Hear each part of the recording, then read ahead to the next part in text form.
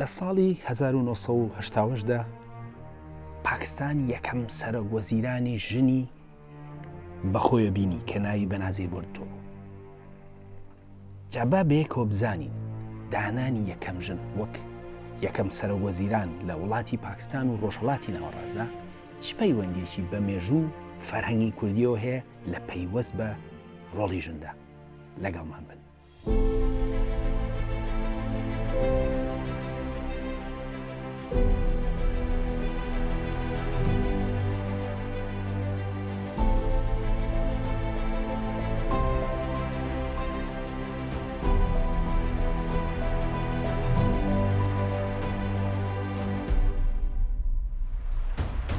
هەموو دیاردەکانی ئەمڕۆ گەرپشینە قوڵاییانەوە ئەوە ڕێگێکی زۆر دێرینتریان هەیە.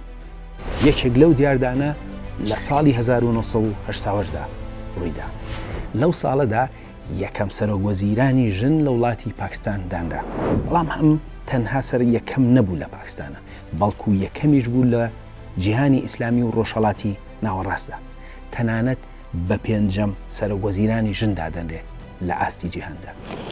پاکستان بەگشتی بە وڵاتێکی کۆنەپارێز ناسراوە، لەبەرەوە دانانی یەکەم ژنی سەرۆکوەزیران شتێکی دەگبەن بوو بۆ پاکستان و بۆ جیهانیش. ئێمە ئەمڕۆ لەم بەرنامەیەدا دەمانێت هەنگاو بە هەنگاو لە پەیوەندی ئەم ڕووداوە مێژوویە لەگەڵ فەرهەنگی کوردی بگەین.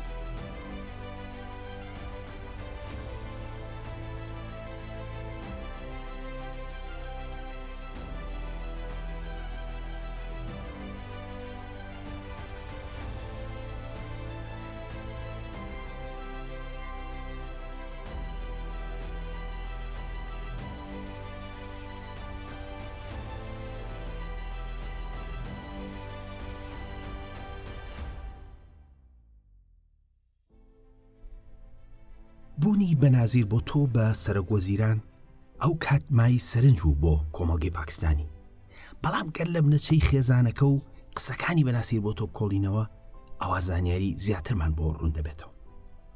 باوکی بەنازیر بۆ تۆ ناوی عەلی بۆ تۆ بوو، لە بنەماڵێکی خانەدان و دەسەڵاتدارانی پاکستان بوو. ئەوان باپیرانیان میر و دەسەڵاتداری گەورە بوون لە وڵاتەدا. بەڵام دایکی پاکستانی نەبوو، بەڵکو لە بنەماڵێکی کوردی ڕۆژهەڵاتی کوردستان بوو. ئەوان بنەماڵێکی بازرگان بوون. باپیری بەنازیر بۆ تۆ لە ئێران دەژیا. دایکی بەنازیر کە ناوی نوسرەت بوو لە دەرەوەی ئێران لەدایک بوو. دواتر بنەماڵەکە لە شاری کەراچی لە پاکستان جێگیر بوو.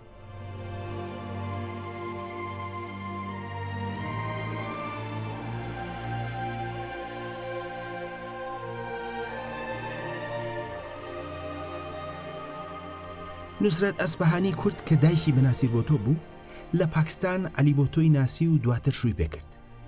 یەکەم ناڵیان بەنازیر بۆ تۆ بووە. بەڵام بنەماڵی باوک و دایکی بەنازیر دوو بنەماڵی جیاواز بوون.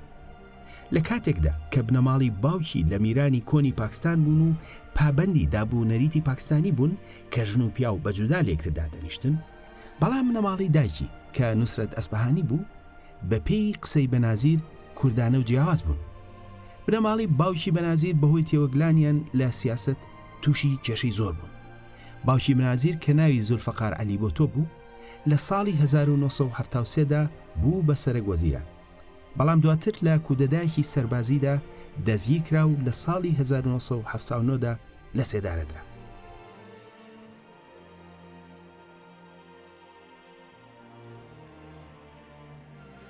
نوسرەتی هاوسەری کە کورد بووە وەک زۆر لە ژنە پاکستانیەکان لە ماڵەوەدا نەنیشت، بەڵکو چووە شوێنی مێردەکەی و بوو بە سەرکردەی پارتەکە. ئەم خانمە کووردە جگە لە مێردەکەی دوو کوڕی بە ڕووداوی جیاواز کوژان. بەڵام ئەو لە ڕۆڵی سیاسی خۆی نەکەوت و کچەکەشی بەنازیر بۆ ڕۆڵێکی سەرکردەی پەروەردە کرد. دواتر لە ساڵی 1970ەوە بەنازیر دوو جار بوو بە سەرۆکوەزیرانی وڵاتەکە. بەنازیر خۆی سەبارەت بە هۆکاری پشت بوونی بە یەکەم سەرۆکوەزیران لە مێژووی پاکستان و دەوڵەتە ئیسلامیەکاندا لە پەرتووکێکدا دەڵێت: کلتوری کوردی دایکم ڕۆڵێکی گەورەی هەبوو لە بوون بە سەرۆکوەزیران. من بە سروشتی کێشەکانی گەلی کورد مەراقم بوون و پێم وایە دەبێت چارەسەرێکی دیموکراسیانە و ئاشتیانەی بۆ بدۆزرێتەوە. هەروەها بەپێی ئەم پەرتوکە و قسەی بەنازیر لە ناو بنەماڵی دایکێکدا کە کورد بوون، پیا و ژن وەک کۆمەڵگەی پاکستانی جودا نەکراونەتەوە، ئەوان خۆیان ئۆتۆمبیلیان لێخوڕیوە. بەڵام زۆر جار کە سەردانی بنەماڵی مێردەکەی کردووە، لەبەر ئەوان شتێکی داوە بەسەریدا. بەو جۆرە بەنازیر بۆ تۆی بنەچە کورد بوو بە کەسایەتیەکی ناسراوی جیهانی. بەداخەوە لە ساڵی 2007دا لە کردەیەکی خۆکوژیدا کۆتایی بە ژیانی هێنرا. بەو جۆرە دایکی نوسرەت ئەسپەهانی کورد مردنی کچێک و دوو کوڕ و مێردەکەی لە ژیانی دابینی. لە ساڵی 2011دا نوسرەت ئەسپەهانی کورد کۆچی دوایی کرد و لە تەنیشگۆڕی مێردەکەیەوە لە شاری کەراچی نێژە. ئازاتی و بەهێزی نوسرەت ئەسپەهانی کورد بوو لە پشتبوونی بەنازیر بۆتۆ بە یەکەم سەرۆکوەزیرانی ژن لە پاکستاندا. من خۆم خات و بەنەزیر بۆ تۆم لە نزیکەوە بینیوە. لە ساڵی 2007دا کەناڵی BBC بەرنمەیەکی کرد لەسەر داهاتووی عێراق. لەو بەرنمەیەدا کۆمەڵێک میوان بانگهێشکرا بوون. لەوانە بەنەزیر بۆ تۆ، جۆن بۆڵتن کە ئەو کاتە نوێنەری حکوومەتی ئەمریکی بوو لە UN، هەروەها چەند وەزیر و کەسایەتێکی ناسرا و ئەوانە هەمووی لەوێ بوون. ئەمانە وەکو پانێڵ بانگهێشکرا بوون. منیش وەک میوان لەو بەرنمەیەدا ئامادە بوو. زۆر قسەکرا لە بەرنمەکەدا لەسەر عێراق و جەنگ و چەندین بابەتی تر. دواتر من دەستم هەڵبڕی و وتم نەخشەی عێراق لە ئەنجامی خواستێکی دەرەکیەوە هاتۆتەکایەوە و لەو دروستکردنەدا پرس بە خەڵکەکەی نەکراوە. هەروەها گوتم ناکرێت سێ خەڵکی جیاواز بە زۆر بەیەکەوە دابنرێت و کورد ناوێت بەشێک بێت لەو. لە ناو پانێڵەکەدا تەنها کەس کە هەڵیدایە بەنەزیر بۆ تۆ بوو. ئەو بەڕوونی داکۆشی لە کورد کرد و بنەچە کوردیەکەی بە قسەکانیەوە دیار بوو. بەداخۆ ئەو سەردەمە تۆڕە کۆمەڵاتیەکان وەکو ئەمڕۆ نەبوو، ڤیدیۆکە براون نەکرا وەکو ئەمڕۆ. لەبەرەوە ئەمڕۆ نەمانتوانی بەشێ لەو ڤیدیۆیە لەم بەرنمەیەدا شاندەین لەبەرەوەی لە BBC ئەرشیف کراوە. ئەوەی کە بۆ ئەم بەرنمەیە گرنگە، بەنەزیر بۆ تۆ دەڵێ کولتوری کوردی دایکم بۆتە هۆی ئەوەی کە بمە سەرۆک وەزیران. جا با بزانین ئەم کولتور و مێژووە چۆنە کە دەبێتە هۆی دروستبوونی ژنی دەسەڵاتدار و بەهێز.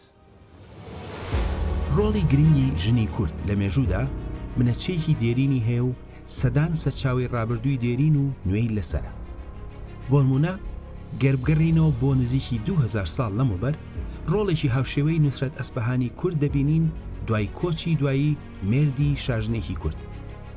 2000 ساڵ لەمەوبەر کاتێک کە شاژنی هەزەبانی هێلەنا حکومڕانی هەولێر مێردەکەی منوباس کۆچی دوایی کرد، ئەویش وەک نوسرەت دانەنیشت و لە ڕۆڵی خۆی وازی نەهێنا. ئەو شانبەشانی کوڕەکەی حکومڕانی دەکرد و لە هەموو ڕووداوەکان و بەڕێوەبردنی دەوڵەتەکەدا بەشدار بوو، بە شاژنیش مایەوە. بەشداری ئەو وەک شاژن ڕووکەشانە نەبوو، بەڵکو لە هەموو بڕیار و بەڕێوەبردنی دەوڵەتەکەدا ڕۆڵی گرنگی هەبوو، تەنانەت لە دانانی پەسەندی خۆی لە ناو کوڕەکانیدا بەشای هەزەبانی. هێلەنا هێندە ڕۆڵی گەورە بوو.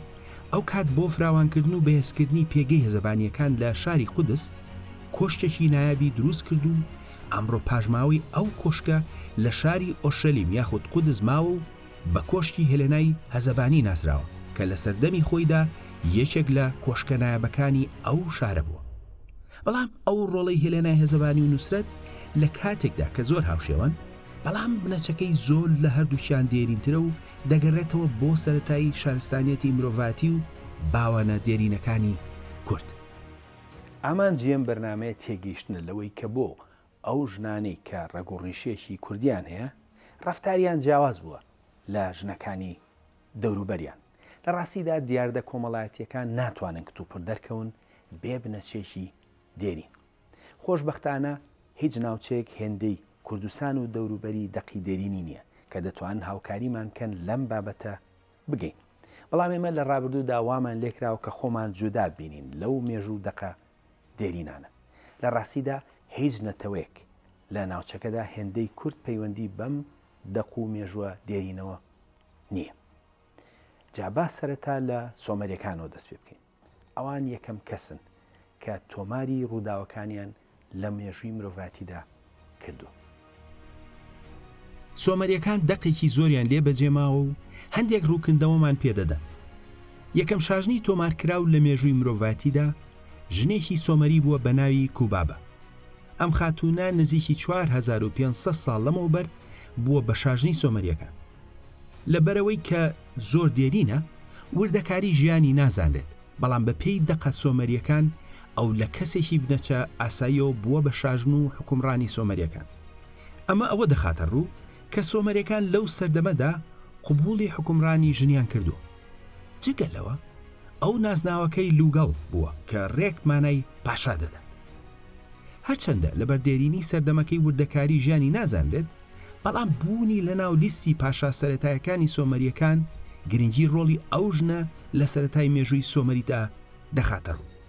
جگەلەوە سەردەمی حکومڕانی ئەو ژنە بە سەردەمێکی ئارامی و گەشەسەردن ناوهێنراوە. دواتر دوای ئەوەی کە کولتوری سۆمەریەکان لە باشوور لاوازکرا، ئەو کەسایەتیە ڕوخسارێکی ئەفسانەی وەرگرتووە و بووە بە خوداوەند لای هوریەکان و ڕۆڵێکی زۆر گەورەی پێدراوە. ئەو بوو بە خوداوەندی بەپیدی دەغڵودان، گەشەسەنی شار و پاراستنی خەڵکەکەی. لە وێنەکاندا بە دەستێکی هەنارێکی بەدەستەوەی و بە دەستەکەی تر ئاوێنە. هەنار لەو سەردەمە و دواتریش سمبوڵی بەپیتی و گەشەسەنی هەیە و لە ناو کووردا نوێنەرایەتی بەپیتی دەکات و میوەیەکی پیرۆزیشە. ئاوێنەش لەو سەردەمەدا ڕۆڵی پاراستن، زانین و ڕوحانەتی هەبوو. هەندێک لە نەخشی نەرێتی خاڵکوتینی کوردانە ئاوێنی تێدا. وەک ڕوون بووە یەکەم شاژن لە مێژووی مرۆڤایەتیدا ژنێکی سۆمەری بووە. دیارە قبولکردنی ژنێک وەکو شاژن لەو سەردەمەدا کە کۆمەڵگە متمانەی بە لەسەر هێز بووە شتێکی ئاسایی نەبووە، بەڵام هەر لە خۆی نەبووە و ڕنگدانەوەی کۆمەڵگەی سۆمەری بووە کە لە نەتەوەکانی دەوروبەری جیاواز بووە. لە ڕاستیدا ئەم دیاردەیە لە هەموو ئەو شارستانە تا دەرکەوتووە کە پەیوەستن بە ڕابردووی کوردەوە.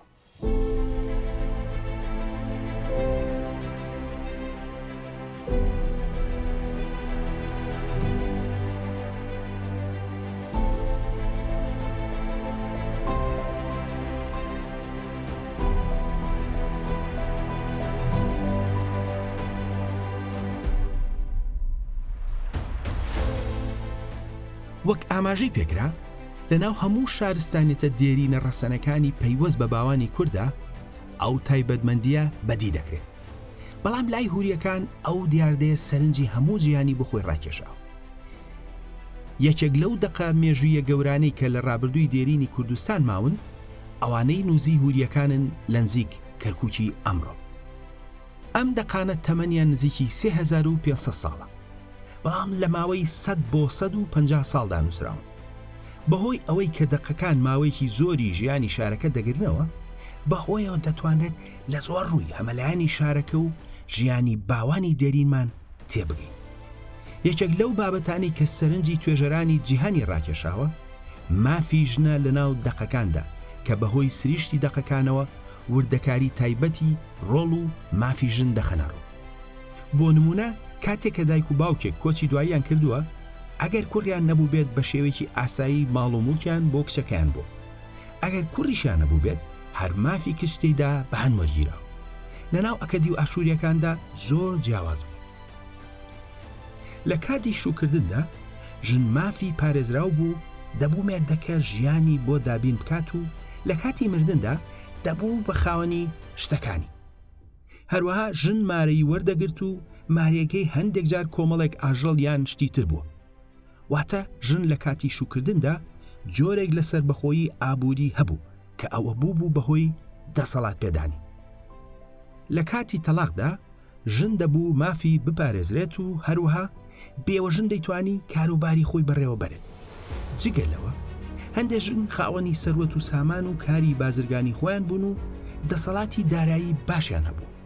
لە ڕاستیدا ئەگەر کۆمەڵگەی هوری بەراورد کرێت بە میسری و ئاشووری، ئەوان لە زۆر ڕۆوە مافیان پارێزراوتر و خاوەن دەسەڵاتتر بوون.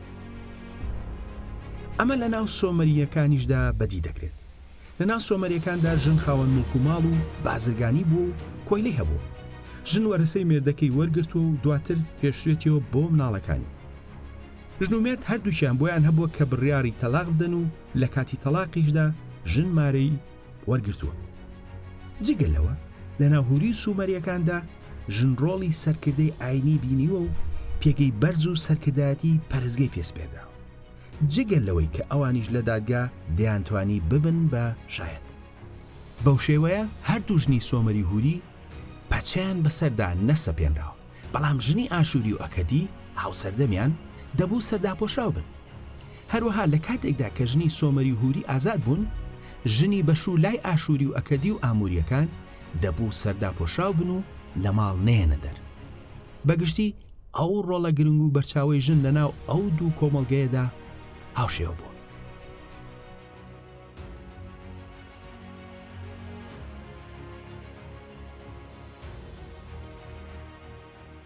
وەک ڕوون بووە ژن لە دەسەڵاتدا لە سەرەتای شارستانیەتەوە لە ناو باو باپیرانی کووردا بەدی دەکرێت.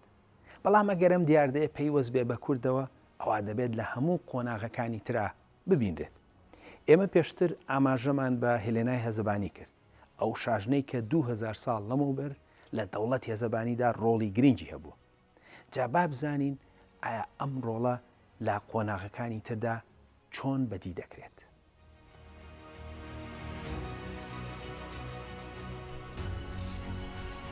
بۆ نمونە پێشتر ئاماژەمان بە ڕۆڵی ئاینی ژنی هوری و سۆمەری کرد کە ژن لەناو ئەواندا سەرکردەی ئاینیش بووە.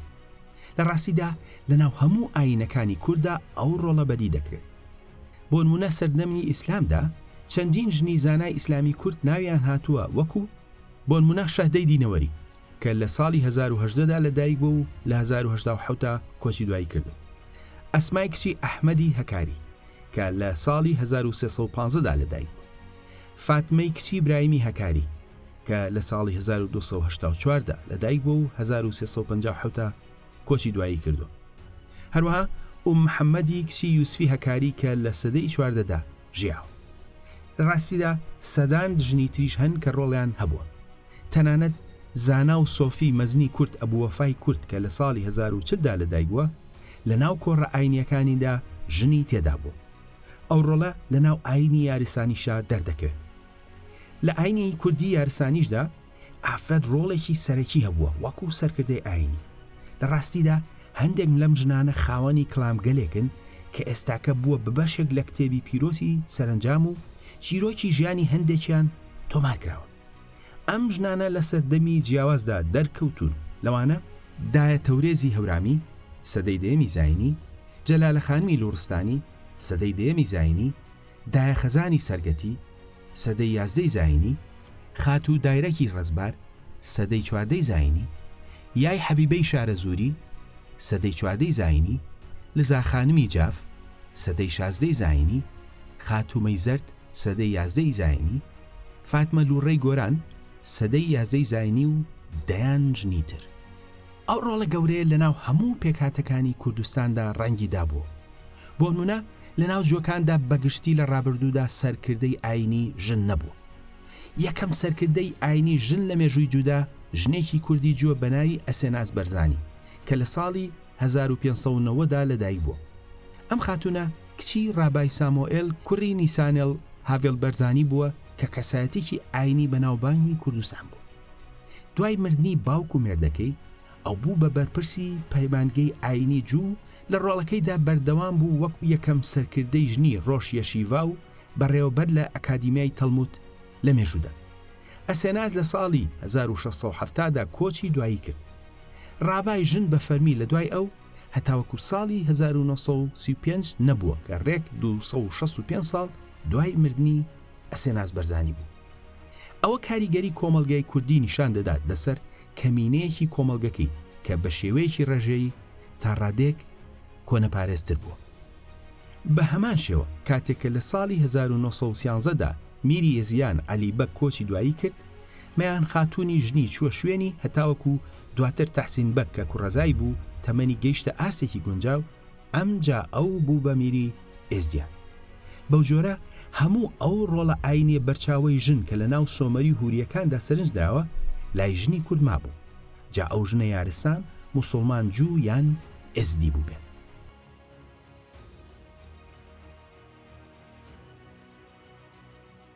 وەک دەبینێت ڕۆڵی ئاینی ژنی هوری و سۆمەری لە ناو کووردا بەردەوام بووە.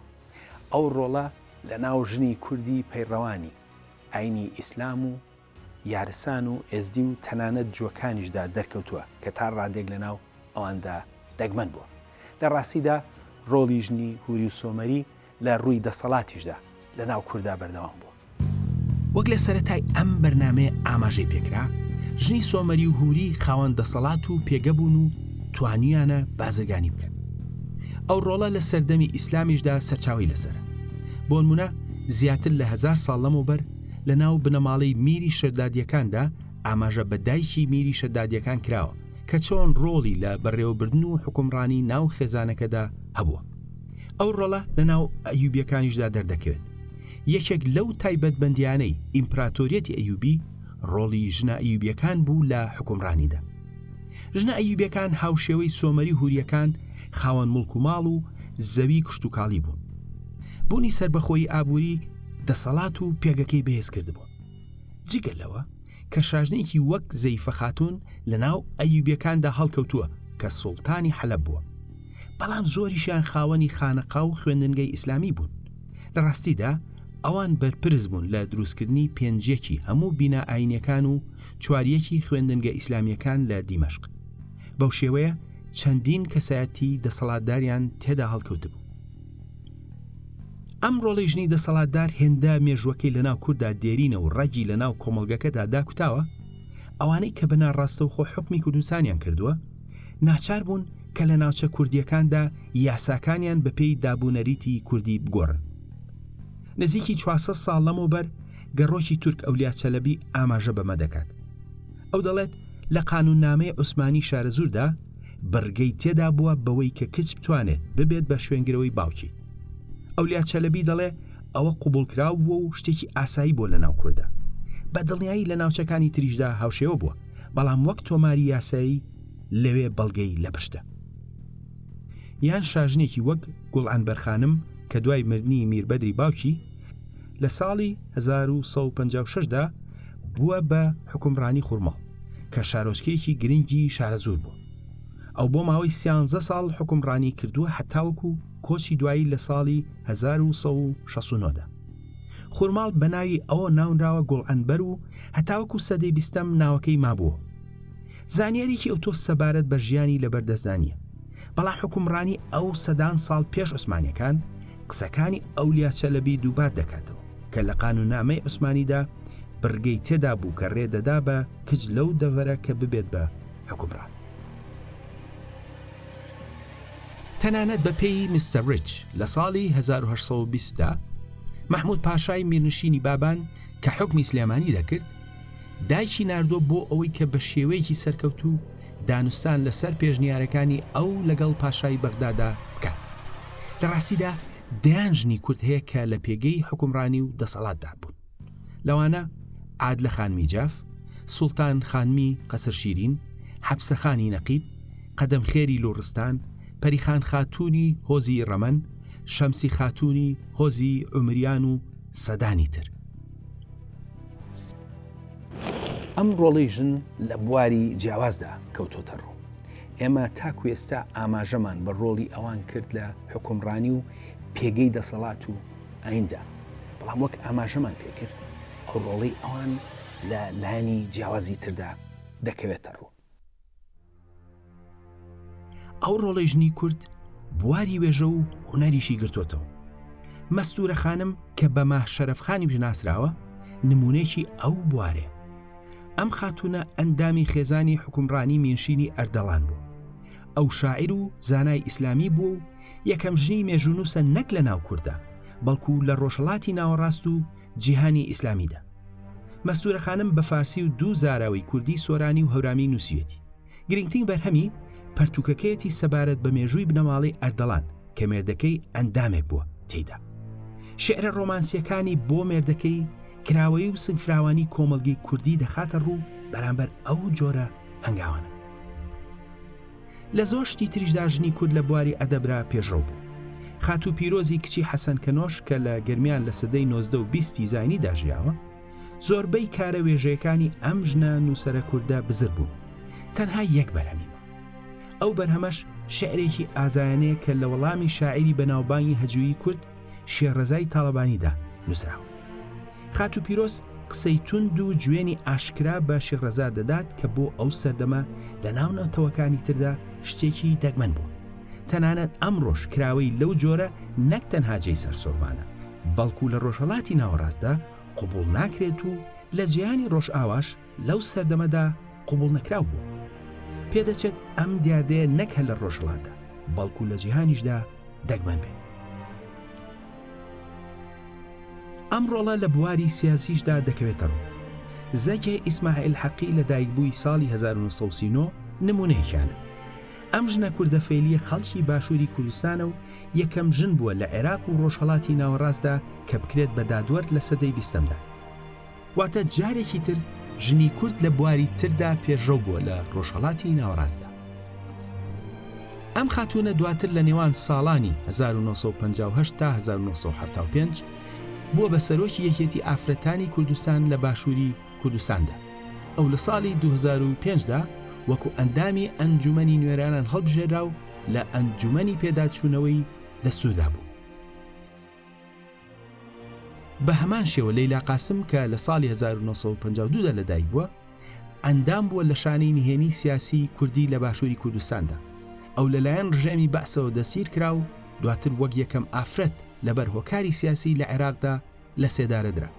پێدەچێت لەیلا قاسم یەکەم ژن بێت کە لەبەر بۆچوونی سیاسی لە عێراق و ڕۆژهەڵاتی ناوەڕاستدا لە سێدارەدرا بێت.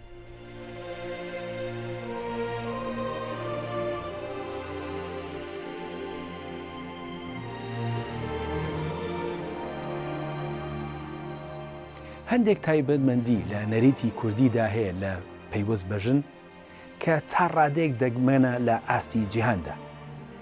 ئەم نەریتە تەمەنی دەشێت هەزاران ساڵ بێت و بەڵگەی ڕوونیشی لە پشتەوە.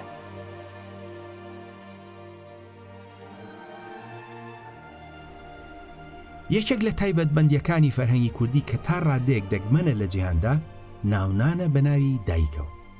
ئەم دیاردەیە هێندە دێرینە زیاتر لە 1000 ساڵەمە بەر لە ناو میری شەدادیەکاندا دەرکەوتووە. یەکێکیان بە ناوی دایکەوە ناسراو بوو. ئەوە کۆنترین تۆمارە، بەڵام لە هەموو بەشێکی کوردستاندا ئەم دیاردەیە هەتاوەکو ئەمڕۆ بێ جیاوازی ناوچە و زاراوە پەیڕەو دەکرێت. زانای کورد مەلا مەحموودی بایەزیدی لە پەرتوکەیدا یەکێک لەو نەریتانەی ئاماژەی پێدەکات ئەوەیە کە زۆر کورد ناوی یەکەمی دایکیان لە بری ناوی باوکیان یا نازناوی خێزانیان بەکاردێنن. دیاردەکە هێندە بڵاوە لە بەرنامەیەکی تەلەڤیزیۆنیدا تەنها لە گوندێکی وەکو ئیسماوای نزیک شاری هەولێر لە باشووری کوردستان زیاتر لە 50 کەس بە ناوی دایکیانەوە دەناسرێن لە بری ناوی باوکیان. هەروەها هەندێک نمونەی کەساتی ناسراو هەن کە بە ناوی دایکیانەوە ناسراوە. بۆ نمونە جەنگاوەری کوردی سەدەی 20م خولەپیزە کە کەسایەتیەکی یاخی بەناوبانگ بوو لە باشووری کوردستاندا ژیاوە بە ناوی پیزەی دایکیەوە ناسراوە بە خولەپیزە.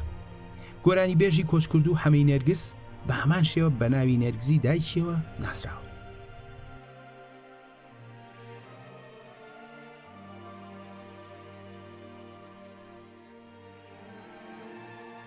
زانای کورد مەلا مەحموودی بایەزیدی نزیکەی 200 ساڵەمە بەر پەرتوکێکی بەگشتی لەسەر دابوونەریتی کوردی نووسیوە.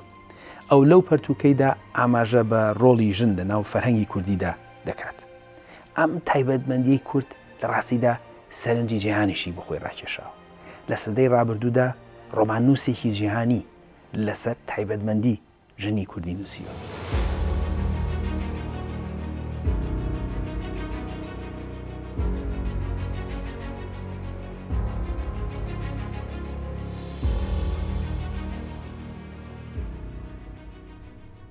مەلا مەحموودی بایەزیدی هەندێک لەو تایبەتمەندیانەی کە ئاماژەی پێدەکات سەرڕاوی کە ئەو زیاتر باسی ناوچەکانی باکوور دەکات، بەڵام هەندێکیان هەتاوەکو ئەمڕۆ لە هەموو بەشەکانی کوردستاندا بەدی دەکرێن. بۆ نمونە ئەو دەڵێت ژنی کورد ئازادی تەواویان هەیە لە کاروباری ناوماڵدا و لەوەدا پرس بە مێردەکانیان ناکەن.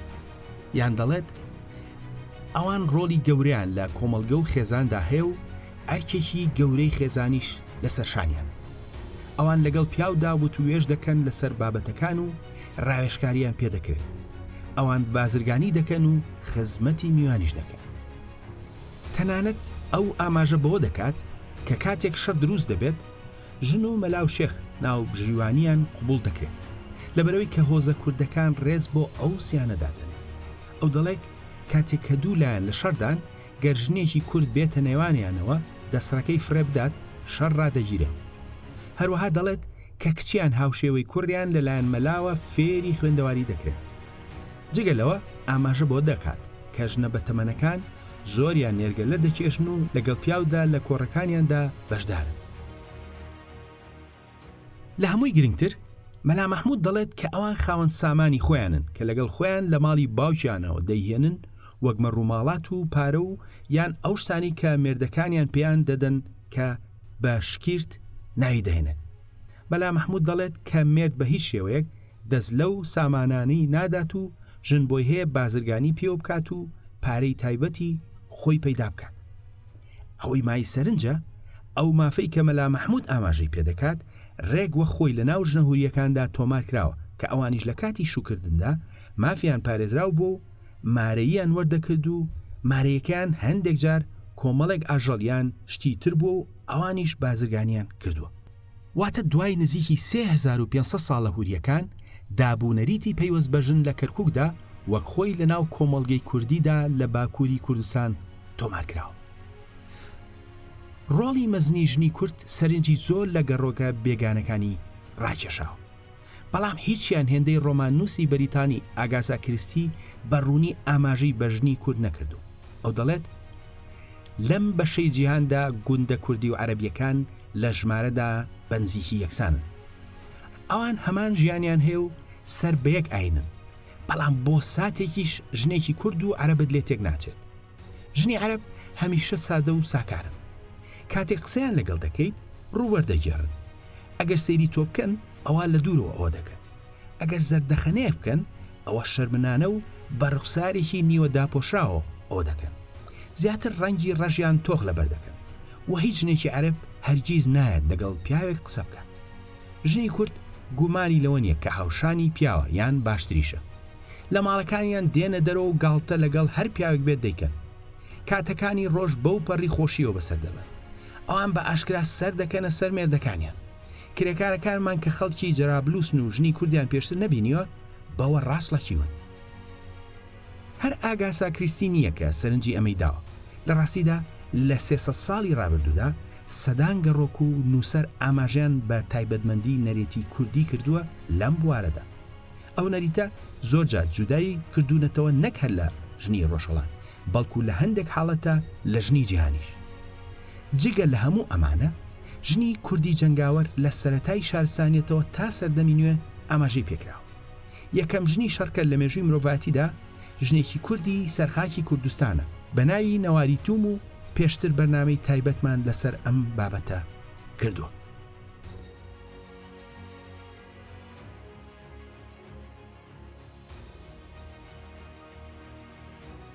لەم بەرنامەیەدا ئەمڕۆ ئاماژە بە بەنەزیر بۆ تۆ کرا.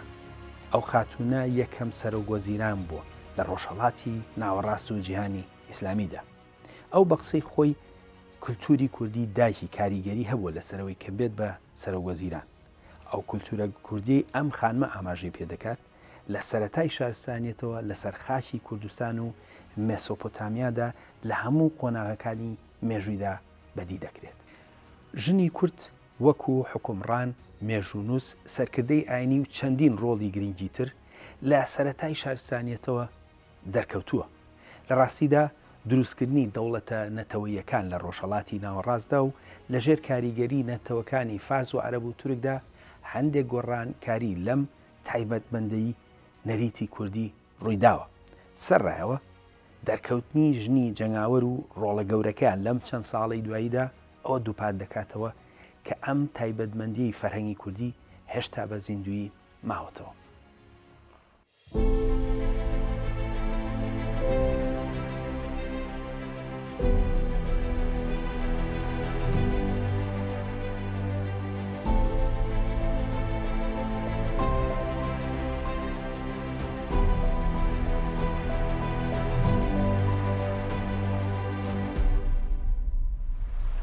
بەرنامەی خۆناسین لە هەر ئەڵلقەیەکدا هەوڵ دەدا کە ڕۆژشاراوەکانی فەرهەنگی کوردی بە خۆمان و نەوەکانمان بناسێنێت.